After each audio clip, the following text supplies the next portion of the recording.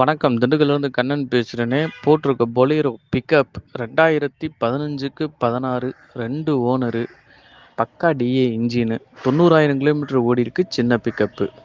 FC 1 வருஷம், insurance 1 வருஷம். 2 tyre புது டயரு. பேக்கில் 2 டயர் முக்கா கண்டிஷனில் இருக்கும். புது தொட்டி.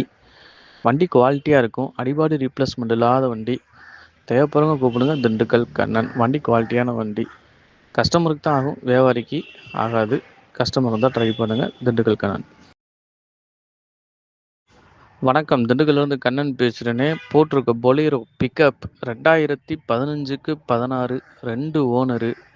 பக்கா டிஏ இன்ஜினு. 90,000 கிலோமீட்டர் ஓடிருக்கு. சின்ன பிக்கப்பு.